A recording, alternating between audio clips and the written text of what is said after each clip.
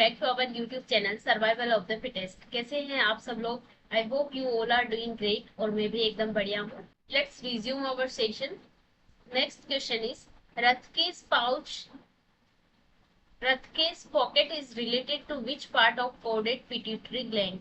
तो इसमें pituitary gland का जो ओरिजिन है वो कहाँ से हुआ है उससे रिलेटेड क्वेश्चन है, जिसमें रथ के स्पाउच पॉकेट या रथ के स्पाउच क्या होता है उसके बारे में पूछा है।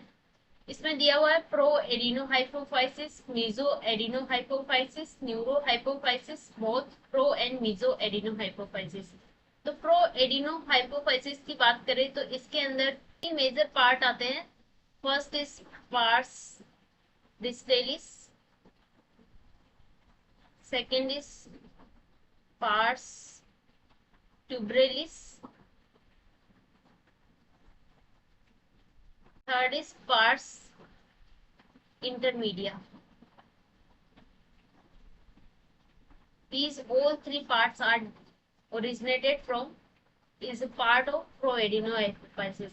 Mesoadenohypophysis is part of is called as pars intermedia,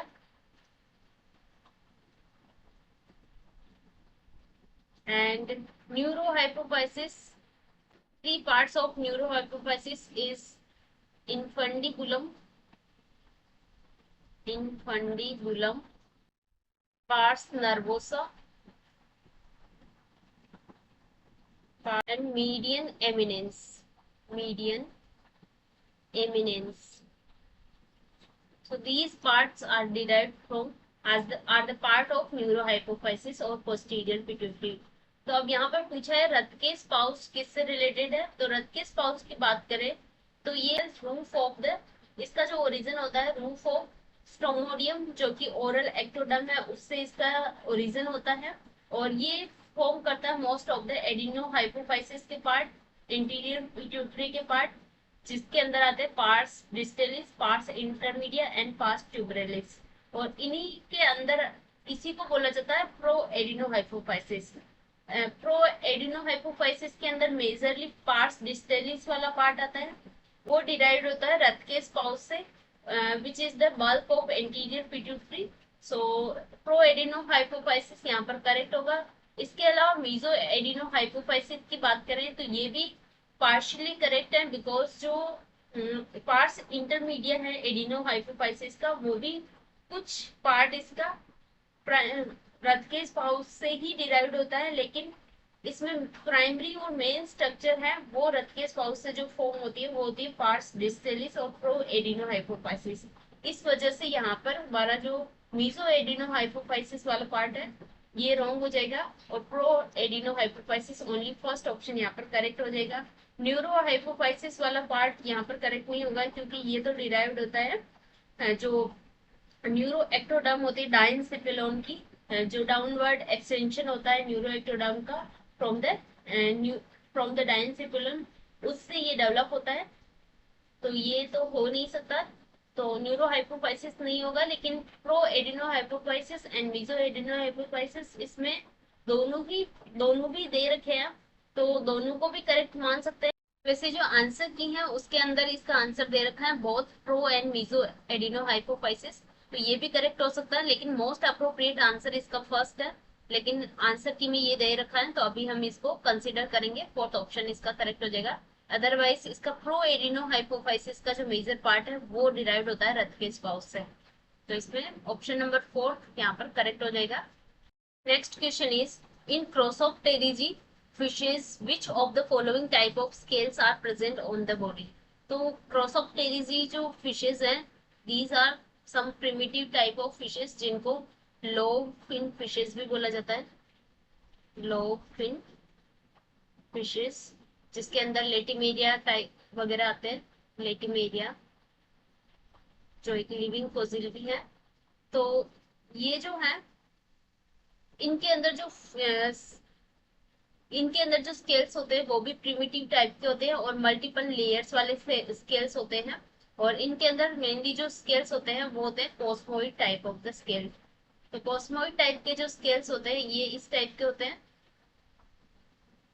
ये डिराइव्ड होते हैं इस टाइप के स्केल्स होंगे, और ये मेनली प्लेकोइड स्केल्स जैसे ही होते हैं, प्लेकोइड से डिराइव्ड होते हैं। तो प्लेकोइड जो होते हैं वो इलास्मोब्रिंग फिशेस के अंदर होते हैं, और ओस्मोइड जो होते हैं वो प्रोसोप्टेरिगी या फिर डिप्नोई जो फिशेस हैं उनके अंदर प्रेजेंट होते हैं, और लो फिन फिशेस के अंदर प्रेजेंट होंगे। तो कोस्मोइड इसमें करेक्ट हो जाएगा।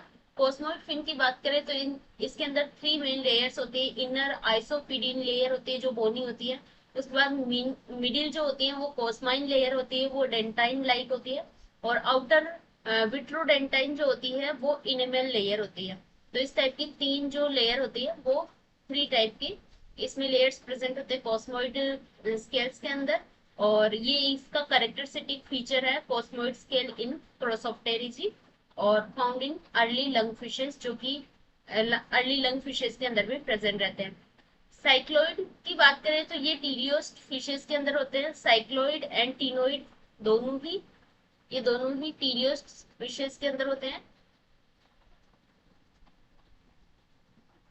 जो टीलियोस्ट फिशेस होती हैं उसके अंदर जो साइक्लोइड होती है वो सॉफ्ट रेड जो फिशेस होती हैं, सॉफ्ट रे वाली फिशेस जो होती है उनके अंदर होता है, और टीनोइड जो हार्ड स्पाइनी रे होते हैं उनके अंदर प्रेजेंट होता है। गेनोइड जो है वो भी प्रिमिटिव टाइप के स्केल्स हैं। ये एक्टिनोप्टेरिजियंस जो गार्स और पोलिप्टेरस जो होती है उनके अंदर प्रेजेंट रहते हैं। और तो यहाँ पर गेनोइड भी प्रिमिटिव टाइप के स्केल्स हैं। तो यहाँ पर आंसर हो जाएगा हमारा option number 4, cosmoid scales are present in the Prosopteridae fishes. Next question is, in which of the following fish accessory respiratory organs are absent? तो यहाँ पर accessory respiratory organ कौन सी फिशेस के अंदर एब्सेंट होता है? चन्ना, म्यूरुलियस, लेपिडोस्टियस, पोलिप्टेरस एंड जिबेलियन कैटला। तो कैटला कैटला या जिबेलियन कैटला जो है ये एक इंडियन मेजर कार्प है, इंडियन मेजर कार्प भी बोला जाता है इसको। और ये जो है फ्रेश वाटर फिश होती है। तो इसके अंदर इस टाइप का जो गिल्स के अलावा एसेसरी रेस्पिरेटरी ऑर्गन प्रेजेंट नहीं होता है। इसमें जो स्पेसिफिकली रेस्पिरेशन है वो गिल्स के थ्रू ही होता है। चन्ना और पोलिप्टेरस और लेपिडोस्टियस के बारे में हम देखते हैं। ये जो एसेसरी रेस्पिरेटरी ऑर्गन है ये काफी इंपॉर्टेंट है, काफी सारे फिश के अंदर प्रेजेंट रहते हैं। तो चन्ना म्यूरलिस है, उसको म्यूरल भी बोला जाता है, जो स्नेक हेड या म्यूरुल बोला जाता है। इसके अंदर well known air breathing fish है ये, जिसके अंदर supra branchial chamber with labyrinth organ type के एसेसरी इसमें रेस्पिरेटरी ऑर्गन प्रेजेंट रहते हैं। तो ये इंपॉर्टेंट है, आपको याद रखना है इसको। Supra supra branchial chamber with labyrinth organ, तो ये प्रेजेंट रहते हैं चन्ना म्यूरलिस के अंदर, जिसको म्यूरल बोला जाता है। लेपिडोस्टियस जो कि एक लेपिडोस्टियस जो जिसको गार फिश बोला जाता है, प्रिमिटिव एक्टिनोप्टेरिजियन फिश है ये, जिसके अंदर वेस्कुलराइज्ड स्ट्रीम ब्लेडर प्रेजेंट रहता है, जो एक लंग लाइक स्ट्रक्चर की तरह वर्क करता है, लंग्स लाइक स्ट्रक्चर की तरह वर्क करता है। तो इसके अंदर प्रेजेंट रहता है स्ट्रीम ब्लेडर। तो ये भी इंपॉर्टेंट है कि कौन कौन से फिश के अंदर स्विम ब्लेडर प्रेजेंट होता है और कौन सी के अंदर नहीं होता है, ये क्वेश्चन भी पूछे जाते हैं। इसके अलावा है पोलिप्टेरस जो जिसको बाइचीक बोला जाता है, इसमें एक pair of true lungs present रहते हैं आउटर ग्रोथ, और ऑब्लिगेट एयर ब्रीदर होते हैं ये। तो इसके अंदर पेयर ऑफ ट्रू लंग्स भी प्रेजेंट रहते हैं, पेयर ऑफ ट्रू लंग्स। तो अब आप मुझे कमेंट सेक्शन में बताएंगे कि पोलिप्टेरस जो है वो कौन से कंट्री की या जो लंग फिश है, पोलिप्टेरस एक लंग फिश है, ये कौन सी कंट्री से बिलोंग करती है, तो ये आप मुझे कमेंट सेक्शन में बताएंगे। हमारा आंसर हो जाएगा यहाँ पे 4th, क्योंकि इसमें पूछा है कि कौन सी फिश के अंदर ये एसेसरी रेस्पिरेटरी ऑर्गन्स एब्सेंट होते हैं। तो इसमें 4th जो जिबेलियन कैटला है उसके अंदर ये एब्सेंट होंगे। So option number 4 is the correct answer. Next is venomous glands of snakes are modified from form of which of the following? तो venomous gland जो present होती हैं स्नेक्स की, जो फेंस के बेस पर जो वेनम ओपन होती है एक पोर के थ्रू, जो बेसिकली स्नेक्स के अंदर प्रेजेंट रहती है, जिसके अंदर विनम सीक्रेट होता है। तो ये कौन किसका मॉडिफिकेशन होता है? तो यहाँ पर देखें तो टीयर ग्लैंड एक एक्टोडर्मल ग्लैंड है, एक्टोडर्मल ग्लैंड, और ये लेक्रिमल सिक्रेट करती है, लेक्रिमल ग्लैंड होती है, टीयर सिक्रेट करती है, तो ये नहीं होगा। म्यूकस ग्लैंड यहाँ पर स्किन के अंदर प्रेजेंट रहती है और एपिथेलियम में प्रेजेंट रहेगी, तो ये भी इसका आंसर नहीं होगा। और सुपीरियर लेबियल और पैरोटिड ग्लैंड इसका मॉडिफिकेशन है, क्योंकि जो अदर वर्टिब्रेट के अंदर सुपीरियर लेबियल या फिर पैरोटिड ग्लैंड जो प्रेजेंट होते हैं उसी का मॉडिफिकेशन होता है स्नेक की विनमस ग्लैंड। तो यहाँ पर आंसर हो जाएगा हमारा third option. Thyroid gland endodermal origin से डिराइव्ड होती है, एंडोडर्मल इसका ओरिजिन होता है, तो ये भी रॉन्ग हो जाएगा। तो कौन सी ग्लैंड कहाँ से डिराइव्ड हुई है, ये हमारा काफी इंपॉर्टेंट क्वेश्चन है। इसमें जो मिजनर्स ग्लैंड है और आईज के अंदर और स्किन के अंदर कौन कौन सी स्पेसिफिक ग्लैंड्स प्रेजेंट रहती हैं और उनका वो कहाँ से ओरिजिनेट हुए हैं, वो कहाँ से डिराइव हुए हैं, उससे रिलेटेड क्वेश्चंस पूछे जाते हैं। तो ये जो टिश्यू ऑर्गेनाइजेशन वाला पार्ट है इससे रिलेटेड क्वेश्चन है, तो इसमें हमें अच्छे से इस टॉपिक को रीड करना है। अभी इसके बारे में तो इस टॉपिक के बारे में मैं कोशिश करूंगी कि सेपरेट वीडियो बनाऊं, जिसके अंदर सारी ग्लैंड्स जो भी हैं वो कहाँ से डिराइव हुए हैं उसके बारे में हम डिस्कस करेंगे। तो यहाँ पर आंसर हो जाएगा हमारा option number third. Next question is in most elasmobranchs the जो सस्पेंशन इज।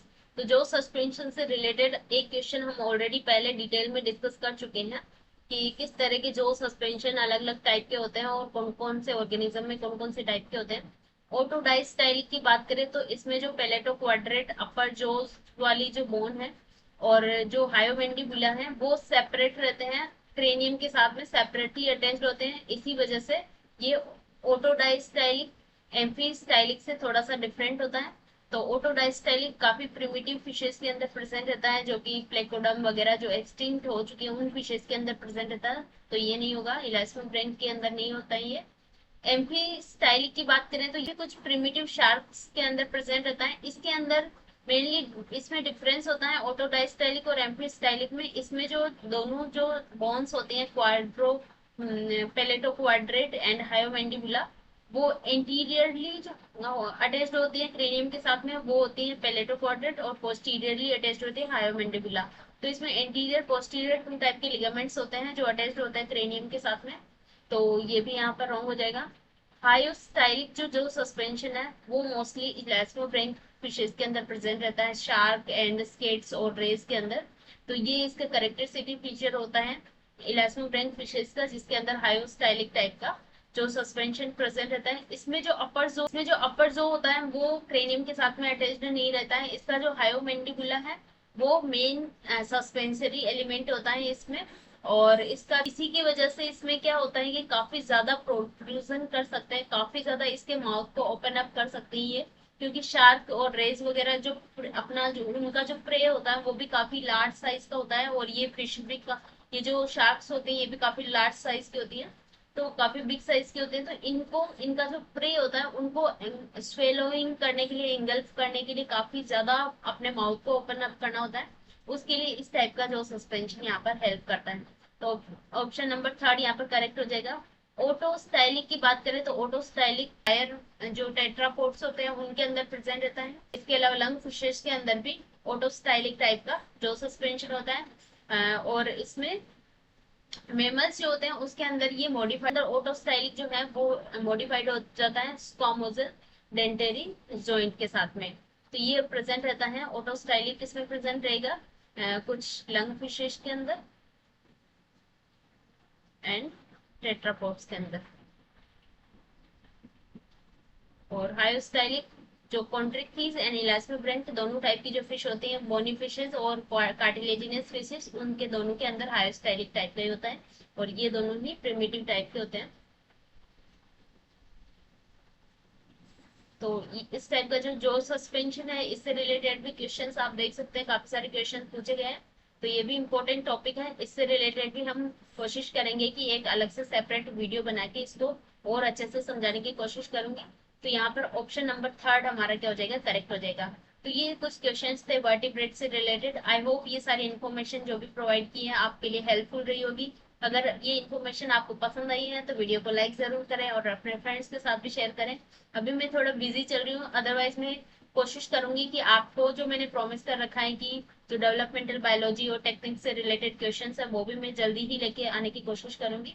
अभी थोड़े दिन बिजी चल रही हूँ, 2-5 दिन, उसके बाद जल्दी से इस टाइप की वीडियोस लेके आऊंगी।